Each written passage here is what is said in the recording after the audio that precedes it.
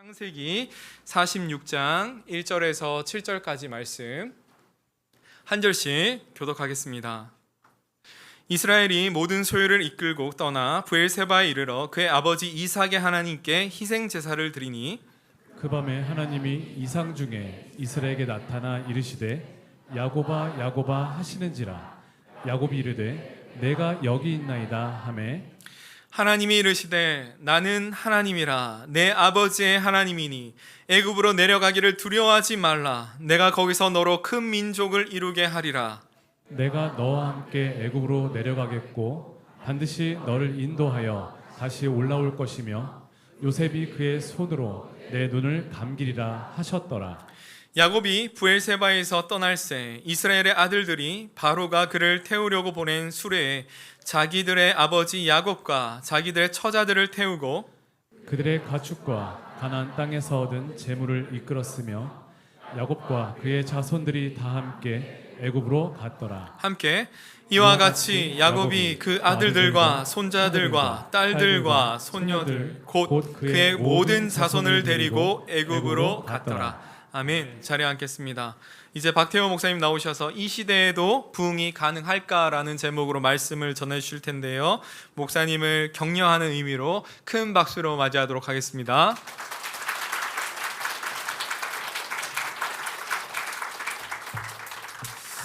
감사합니다. 네, 오늘은 이 시대에도 부흥이 가능할까라는 제목으로 하나님의 말씀 함께 나누도록 하겠습니다. 최근 2주간 2부 예배 분위기가 참 좋습니다. 네, 예배를 마치고 나오시는 성도님들 얼굴이 밝습니다. 왜일까요? 설교가 짧기 때문이죠. 한 성도님이 그런 얘기를 하시더라고요. 이건 복음이다. 여러분, 복음이 먼데 있지 않습니다. 제가 이번 주 설교를 준비하면서 참 고민이 되더라고요. 그치, 설교가 간결해야 은혜가 되지. 그러면서도 막 마음에 충돌이 있는 거예요. 다음 주에 담임 목사님 오시는데 주의 길을 예비하는 자로서 담임 목사님 스타일대로 가야 되는 거 아닌가? 이런 고민이 있었는데요. 이 이야기를 하자 낯빛이 좀 어두워지시네요. 네, 좋습니다. 여러분 함께 선포할까요? 하나님의 말씀이 당신을 변화시킬 것입니다. 하나님의 말씀은 살아있습니다. 여러분 아멘이시죠? 우리 옆에 있는 사람하고 이렇게 한번 인사하겠습니다. 하나님의 말씀이 당신을 변화시키실 것입니다. 하나님의 말씀이 당신을 변화시키실 것입니다. 아멘. 이 하나님 말씀의 놀라운 은혜가 저와 여러분의 삶 가운데 있기를 주님으로 축복합니다. 지난 한 주 저는 휴가였습니다. 휴가를 보냈는데요. 아마 성도 여러분들도 광복절 연휴가 있어서 또 풍성한 쉼을 누리셨을 것 같습니다. 제가 이번 광복절을 지나면서 기존에 없었던 한 가지 좀 재밌는 행사가 있더라고요. 광복절 전날 목요일 날 광복절 전야제가 있었습니다. 크리스마스도 아니고 갑자기 이 전야제를 왜 하는가 지켜보니까요, 많은 가수들이 나와서 광복절을 축하하는 행사를 하더라고요. 그래서 오랜만에 문화생활을 할 겸 그 공연을 좀 지켜봤습니다. 대망의 마지막 순서죠. 여러분, 공연의 마지막 순서는 누가 나옵니까? 벌써 알고 계시네요. 가장 공연을 잘하는 가수가 나와야 되죠. 공연의 제왕 싸이가 나왔습니다. 그 국회의사당에서 벌어진 그 공연이 완전 콘서트장이 된 것이죠. 근데 제가 그 싸이의 공연을 보면서 한 가지 인상 깊었던 장면이 있습니다. 이 싸이가 공연을 하기 전에 이런 말을 하거든요. 한번 들어보세요. 여러분, 여기가 기자회견장 같습니다. 여러분, 저를 찍지 마세요. 공연에 참여해 주세요. 공연하기 앞서서 싸이가 이 관객들을 보니까요, 사진 한번 띄워주시죠. 아마 이런 모습이었을 것 같아요. 모두가 스마트폰을 들고 자기를 찍고 있는 곳이죠. 저는 이게 참 우리 시대의 단면을 보여주는 한 장면이라고 봅니다. 우리가 스마트폰이 생기면서 뭔가 좋은 공연이나 또 여행을 가서 자연 경관을 볼 때 눈으로 보고 또 공연을 즐기는 것이 참 중요한데, 우리가 기록하기에 급급한 것을 보게 되는 것이죠. 우리가 이러한 모습들이요, 참 기록을 남겨두는 거 참 중요합니다. 그런데 이러한 기록에 몰두하는 상황은요, 우리가 그 공연이나 상황을 경험하는 사람이 아니라 그것을 제3자의 시선으로 나의 이야기가 아니라 기록된 시간으로 만들어버리는 효과가 있지 않을까 생각해 보게 되는 것이죠. 사랑하는 여러분, 신앙도 마찬가지인 것 같습니다. 하나님께서는요, 우리에게 살아있는 말씀을 주셨습니다. 그런데 우리가 그것을 스마트폰으로 찍듯이 마치 제3자의 이야기로 만들어 버린다면요, 그것은 참된 신앙이 아닐 것입니다.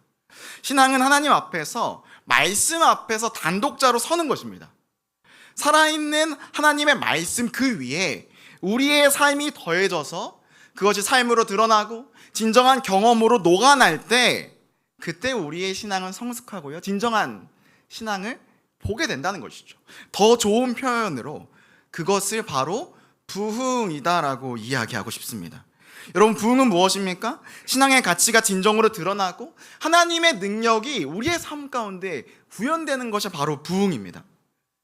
여러분의 삶에는 부흥이 있으십니까? 흔히 부흥에 대해 오해하는 지점이 있습니다. 제가 그랬거든요. 제가 20살 때 신학교에 처음 들어가고 저의 비전이 뭐였냐면요, 부흥사였습니다. 이게 무슨 느낌이냐, 여러분, 저는 시골에서 자란 청년이었어요. 시골 아시죠? 기도원의 감성이 있습니다. 그래서 그 당시에 부흥사는 어떤 사람입니까? 일단 목소리가 걸걸합니다. 믿습니다, 막 이런 느낌이 좀 있는 것이죠. 뭐 파워풀한 설교, 뭐 기도, 막 이런 것들이 그 당시 어떤 부흥사의 모습이었던 것이죠.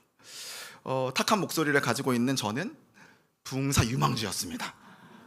근데 제가 신학교에 다니면서 깨닫게 되는 것이 있는 것이죠. 부흥이 그런 것이 아니구나. 성경이 말하는 부흥은 다른 데 있구나라는 것을 깨닫게 된 것이죠. 여러분, 성경이 말하는 부흥은 무엇일까요? 한번 띄워주시죠.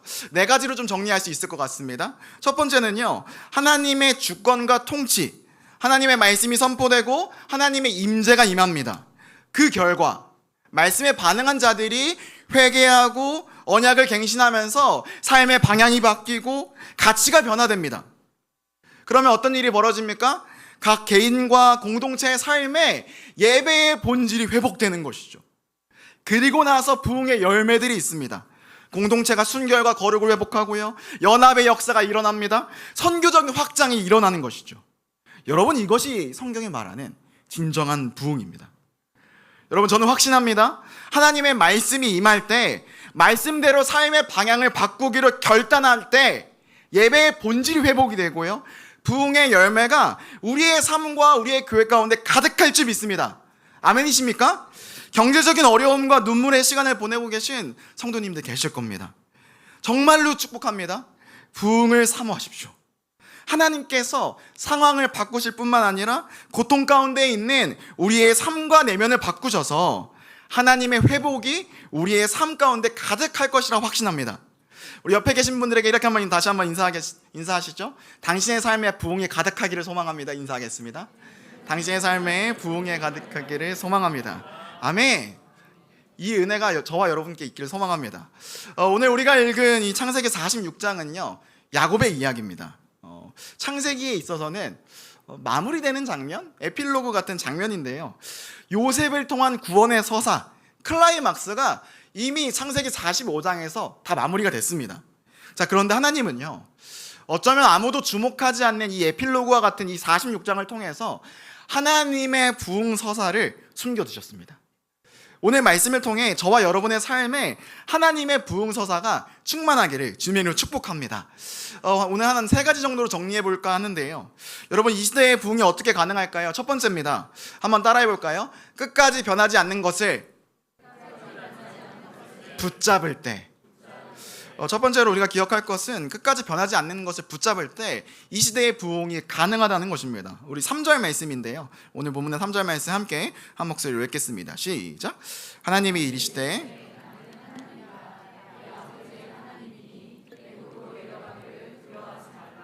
내가 거기서 너로 큰 민족을 이루게 하리라. 자, 이제 상황은 이렇습니다. 이제 창세기 45장에서 야곱은 요셉이 애굽의 총리가 되었다는 것을 들었습니다. 그리고 나서 이제 아들 요셉을 만나기 위해서 애굽으로 내려가고 있습니다. 자, 그때 하나님께서 이 3절의 말씀처럼 약속을 주시는 것이죠. 너로 큰 민족을 이루게 하리라. 아마 이 성경을 좀 읽어보시고 아시는 분들은요, 이 약속이 창세기의 맥락에서 익숙한 약속이라는 것을 아실 겁니다. 이 약속은요, 야곱에게 먼저 주신 약속이 아닙니다. 아브라함에게 먼저 주신 약속인데요. 우리 창세기 12장 1절부터 2절까지의 말씀입니다. 함께 읽겠습니다. 여호와께서 아브라함에게 이르시되 너는 너의 고향과 친척과 아버지의 집을 떠나 내가 내게 보여줄 땅으로 가라. 내가 너로 큰 민족을 이루고 내게 복을 주어 내 이름을 창대하게 하리니 너는 복이 될지라. 이 약속은 하나님이 아브라함에게 주신 약속입니다. 특별히 창세기 12장 1절에서 2절은요, 하나님의 선교 명령으로 유명한 말씀인데요. 그 약속을요, 할아버지가 받았던 그 약속을 지금 다시 야곱이 받고 있습니다. 하나님은요, 아브라함과 야곱 둘 다에게 큰 민족을 이룰 것이다 말씀하십니다. 자, 이 동일한 약속을 받고 있는데요. 그런데 이 말씀과 약속을 곰곰이 살펴보면 두 사람의 처지가 조금은 다른 것을 발견할 수 있습니다. 자, 먼저 아브라함의 이 약속을 받은 이후의 삶을 한번 살펴볼까요? 먼저 창세기 12장 10절입니다. 함께 읽습니다. 그 땅에 기근이 들었으므로 아브라함이 애굽에 거류하려고 그리로 내려갔으니 이는 그 땅에 기근이 심하였음이라. 아브라함이요, 창세기 12장의 말씀을 듣고 가나안으로 가야 하는 이 아브라함에게 무엇이 찾아옵니까? 기근이 찾아오는 것이죠. 결국 아브라함은 가나안 땅으로 가야 하는데 그곳으로 가지 않고 애굽으로 내려갑니다. 여러분, 이 모습이 지금 야곱에게서 반복되고 있는 것이죠. 야곱과 그의 가족들은요, 지금 기근을 맞았습니다. 그리고 그 기근을 피하기 위해서 지금 어디로 가고 있습니까? 애굽으로 내려가고 있는 것이죠. 창세기 47장 4절입니다. 그들이 또 바로에게 고하되 가나안 땅의 기근이 심하여 종들의 양떼를 칠 곳이 없기로 종들이 이곳에 거류하고자 왔사오니 원하건대 종들로 고센 땅에 살게 하소서. 여러분, 이 상황을 마주한 야곱의 마음은 어떠하였을까요? 3절을 보시죠. 하나님께서 말씀하십니다. 애굽으로 내려가기를 두려워하지 말라라고 이야기하십니다. 지금 야곱의 상황은 이런 것이죠. 아브라함과 야곱이 같은 약속을 받았습니다.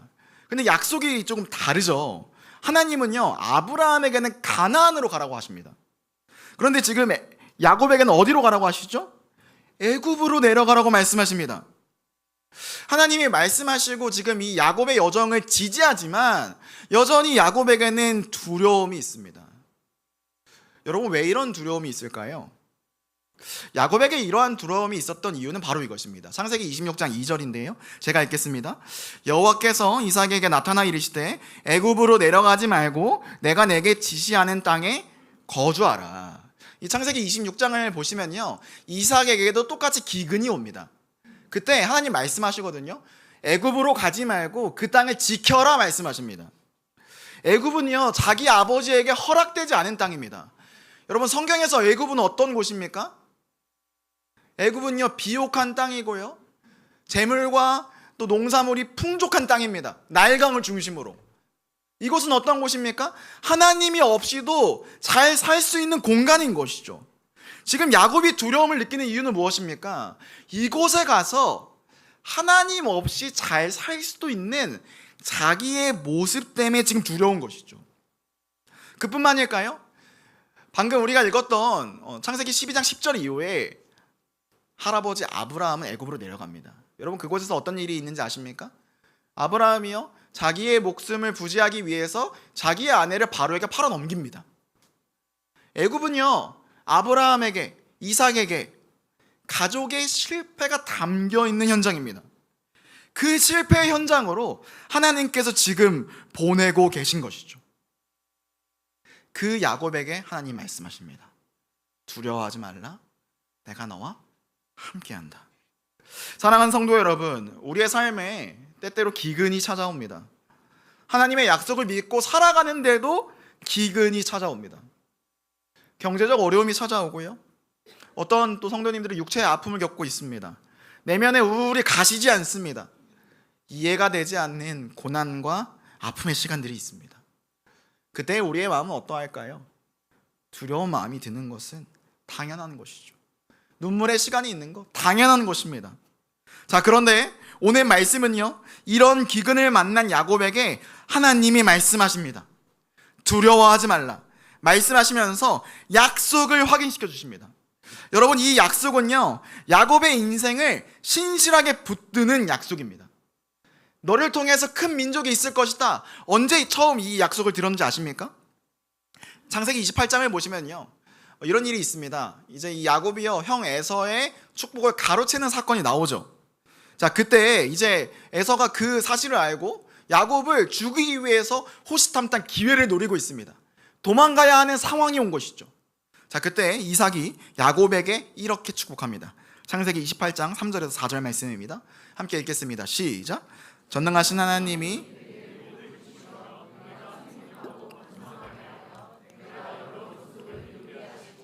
아브라함에게 허락하신 복을 내게 주시되 너와 함께 내 자손에게도 주사 하나님이 아브라함에게 주신 땅 곧 내가 거류하는 땅을 내가 차지하게 하시기를 원하노라. 도망가야 되는 그 상황에 이삭을 통해서 하나님이 축복하십니다.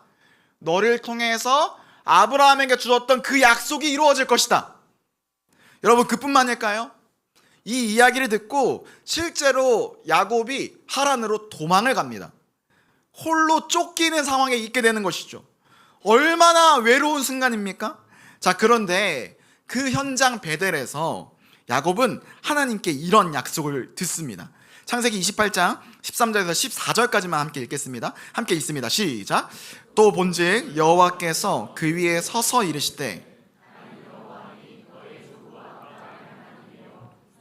하나님이라 내가 누워있는 땅을 내가 너와 내 자손에게 주리니 내 자손이 땅의 티끌같이 되어 내가 서쪽과 동쪽과 북쪽과 남쪽으로 퍼져나갈지며 땅의 모든 족속이 너와 내 자손으로 말미암아 복을 받으리라.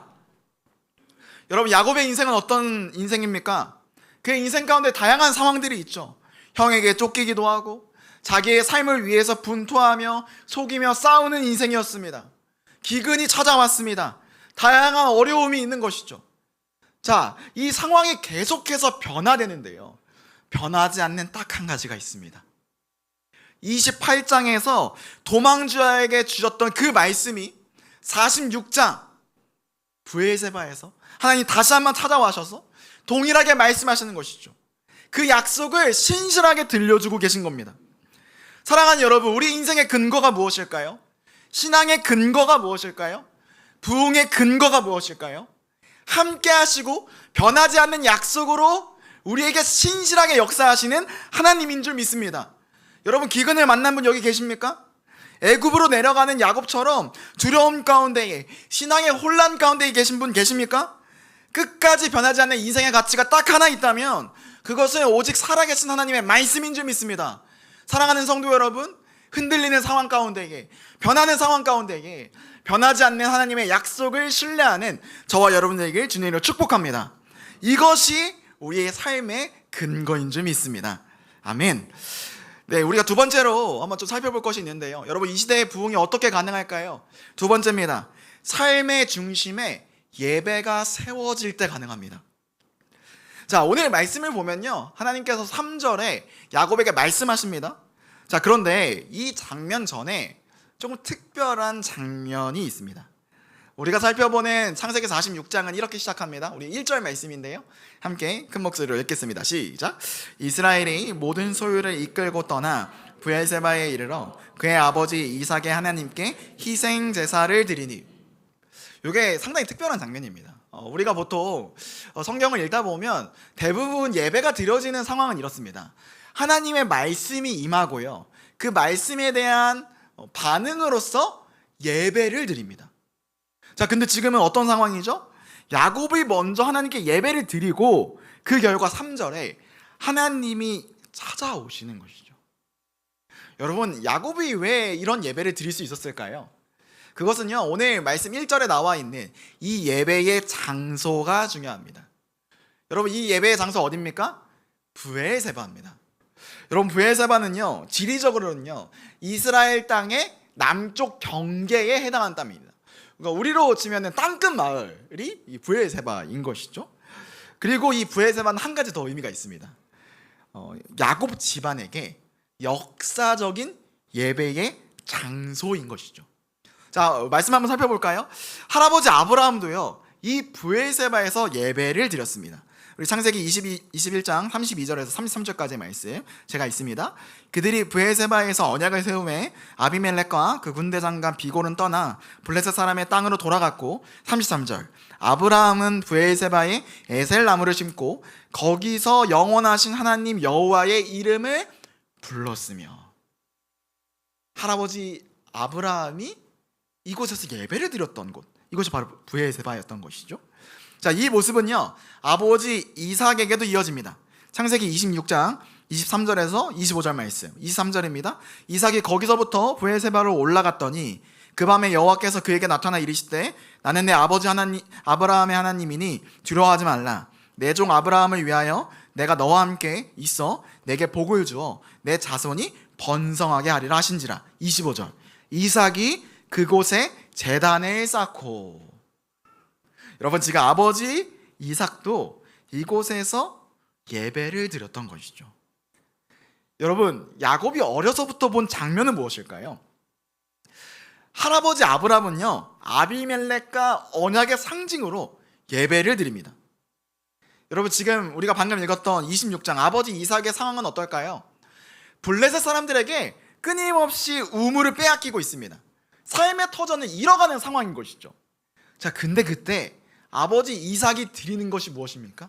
바로 예배인 것이죠.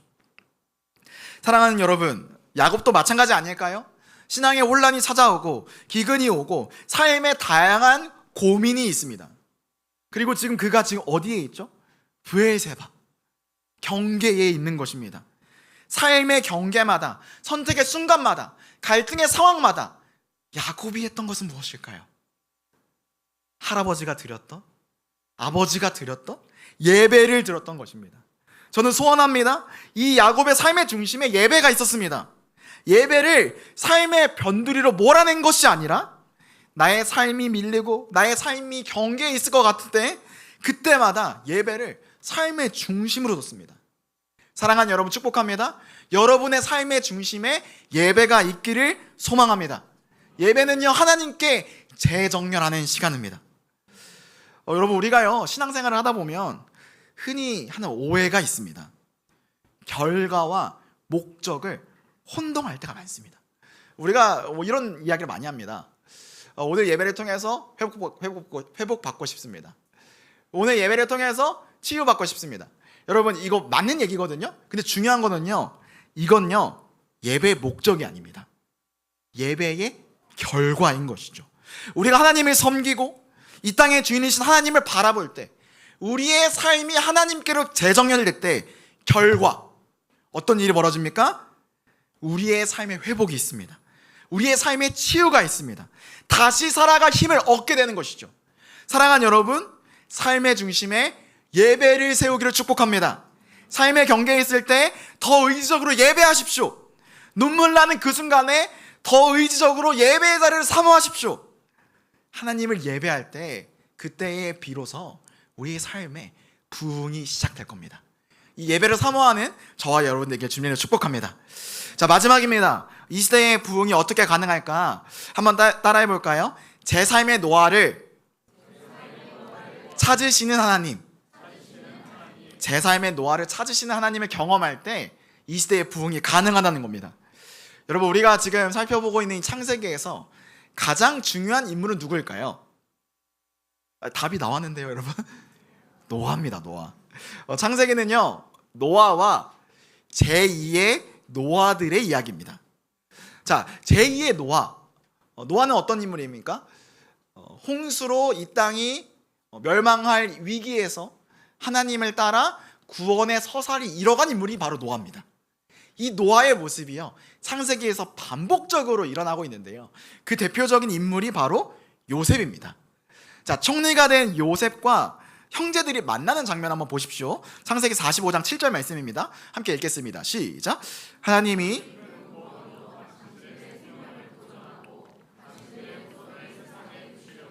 나를 당신들보다, 하나님께서 요셉을 애굽에 보내신 이유가 무엇입니까? 생명을 보존하시려고. 여러분, 이 생명을 보존하는 일은요, 노아에게서 먼저 시작됩니다. 창세기 6장 19절에서 20절입니다. 제가 있습니다. 혈육 있는 모든 생물을 너는 각기 암수 한 쌍씩 방주로 이끌어들어 너와 함께 생명을 어떻게 한다고요? 보존하게 하되 새가 그 종류대로 가축이 그 종류대로 땅에 기는 모든 것이 그 종류대로 각기 둘씩 4개로 날아오리니 어떻게 합니까? 그 생명을 보존하게 하라.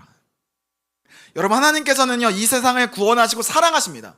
자, 그런데 그 구원의 역사를 어떻게 이뤄가십니까? 하나님은요 시대마다 생명을 보존하게 하는 사람들을 세우십니다. 그게 노아이고요, 그게 제2의 노아인 요셉인 것입니다. 여러분, 이 이야기는 비단 요셉만의 이야기는 아닙니다. 자, 창세기 12장 2절 말씀입니다. 함께 읽습니다. 시작. 내가 너로 큰 민족을 이루고 내게 복을 주어 내 이름을 창대하게 하리니 너는 복이 될지라. 하나님께서 지금 아브라함에게 약속하신 게 있습니다. 내가 너로 큰 민족을 이루게 하겠다. 여러분, 큰 민족이 어떻게 이루어질 수 있을까요? 생명이 보존될 때 가능한 겁니다. 하나님은요 생명을 보존하는 것뿐만 아니라 생명이 태어나고 생기가 넘쳐나게 하십니다. 여러분, 이게 아브라함만의 이야기일까요? 야곱의 이야기에서도 반복됩니다. 3절 말씀입니다. 하나님이 이르시되 나는 하나님이라 내 아버지 하나님이니 애굽으로 내려가기를 두려워하지 말라. 내가 거기서 너로 큰 민족을 어떻게 하신다? 이루게 하리라. 사랑하는 여러분, 하나님은요 이 시대에 부흥을 주십니다. 어떻게 주십니까? 생명을 보존하고 생명이 넘쳐나는 이를 통하여서 하나님은 지금도 제3의 노아, 생명을 살리는 한 사람을 찾고 계십니다. 노아를 통해서 세상이 살아납니다. 아브라함을 통해 그의 가족이 살아납니다. 야곱을 통해 그 자녀들이 살아납니다. 요셉을 통해 한 나라와 그 시대가 살아납니다. 사랑하는 여러분, 하나님께서는요 제3의 노아, 그 역할을 우리에게도 맡겼다는 것을 여러분 기억하셨으면 좋겠습니다. 여러분, 그런데 문제가 있습니다. 우리에게는요 이 생명이 없습니다. 다른 사람의 생명을 보존할 능력과 힘이 우리에게 없는 것이죠. 자, 그런데 하나님께서는요 우리에게 진정한 노아, 참된 노아가 되시는 한 분을 주셨습니다. 바로 예수 그리스도이신 것이죠. 자, 오늘 우리 아브라함에게 주셨던 이 창세기 12장 1절과 2절의 말씀이 있는데요, 이것은 제가 아까 말씀드렸던 것처럼 하나님의 선교 명령입니다. 자, 그런데 이 말씀이요 누구에게서 성취되냐? 바로 예수님에게서 성취가 됩니다. 자, 이 말씀을요 예수님의 관점에서 한번 읽어보도록 하겠습니다. 제가 한번 읽어볼게요. 여호와께서 아브라함을 예수로 바꿔보겠습니다. 예수에게 이르시되 너는 너의 고향과 친척과 아버지의 집을 떠나 내가 내게 보여줄 땅으로 가라. 내가 너로, 예수 그리스도 너로 큰 민족을 이루고 내게 복을 주어 내 이름을 창대하게 하리니 너는 복이 될지라. 사랑하는 여러분, 하나님께서는요 자신의 아들 되신 예수 그리스도를 하늘 보좌에서 떠나게 하셨습니다. 아버지를 떠나게 하셨습니다. 그리고 어디로 보내십니까? 이 땅에 보내시는 것이죠. 그리고 그 결과 예수 그리스도는 우리 모든 인생에게 진정한 복이 되셔서 생명을 보존하십니다. 저와 여러분의 삶을 살리셨습니다. 그게 예수님께서 진정한 복이 되는 참된 노아가 되는 이유인 것이죠. 사랑하는 여러분, 진정한 부흥이 누구에게 있습니까? 오직 예수 그리스도께 있습니다. 그 예수 그리스도를 따라갈 때 우리는 제 삶의 노아, 하나님의 따라가는 그 한 사람을 통하여서, 우리를 통하여서 가정이 살아나고요, 사회가 살아나고 생명이 보존되는 부흥의 역사가 일어날 줄 믿습니다. 그것이 저와 여러분에게 주신 복음의 참된 가치인 것을 여러분 기억하시는 저와 여러분이 되길 주님을 축복합니다. 여러분, 설교를 마무리하겠습니다. 이번 여름 저의 마음을 뜨겁게 한 신학자의 이야기가 있습니다. G.K. 체스터튼의 이야기인데요, 제가 한번 읽어보도록 하겠습니다. 한번 보시죠. 기독교는 역사 속에서 여러 번 죽었지만 언제나 다시 살아났다. 왜냐하면 기독교인은 무덤에서 나오시는 길을 아시는 하나님이 계시기 때문이다. 다시 한번 읽습니다. 기독교는 역사 속에서 여러 번 죽었지만 언제나 다시 살아났다. 왜냐하면 기독교는 무덤에서 나오는 길을 아시는 하나님이 계시기 때문이다. 여러분 아멘이지 않습니까? 여러분 이 말씀이요, 이 체스터튼의 말이요, 제 가슴을 뛰게 합니다. 여러분 한국교회 끝났다, 소망 없다, 죽었다, 이 사회가 그렇게 평가합니다. 여러분 그런데요, 기독교는 그런 종교가 아니죠. 죽음이 있어야 뭐가 있습니까? 부활이 있는 것입니다. 죽음이 있는 이후에 무엇이 있습니까? 부흥이 있는 것입니다. 사랑하는 여러분, 저는요 이 놀라운 복음의 역사가 저와 여러분의 삶 가운데 가득하게 소망합니다. 죽음이 있기에 부활이 있습니다. 죽음을 이기신 예수 그리스도가 우리의 삶의 진정한 주인이 되시길 때문입니다. 사랑하는 여러분, 부흥은요 영어 그대로 리바이벌, 다시, 바이브, 살아난다. 우리의 삶의 부흥은요 죽음이 있기에, 아픔이 있기에, 기근이 있기에 가능한 줄 믿습니다. 우리에게 생명 주시는 그분이 우리의 하나님이십니다. 사랑하는 여러분, 부흥을 갈망합시다. 소망이 되시고 생명이 되신 그리스도를 바라봅시다. 그가 우리를 통해 세상을 살리시고 생명을 보존하실 줄 믿습니다. 그곳으로 주님께서 우리를 초청하십니다. 그 예수님께 나아가는 저와 여러분에게 주님의 이름으로 축복합니다. 우리 시간 자리에서 일어나서 함께 찬양하면서 나갔으면 좋겠습니다. 저는 정말로 이 찬양의 가사를 너무나도 사랑하는데요, 내는 주의 영광을 보내. 이 찬양의 가사가요 상당히 예언적이에요. 모든 열방이 주님을 볼 때까지 우리는 찬양할 것을 멈추지 않습니다. 찬양하면 전진합니다. 복음을 들고 세상에 나아갑니다. 사랑하는 여러분, 이 시대에도 부흥이 가능할까요? 가능합니다. 왜요? 예수 그리스도가 계시기 때문에. 부활하신 예수 그리스도가 우리의 주님이십니다. 우리 그 주님을 바라보면서 그 주님의 놀라운 역사가 우리의 삶에 있을 것을 기대하면서 함께 우리 이 찬양의 가사로 나아가도록 하겠습니다.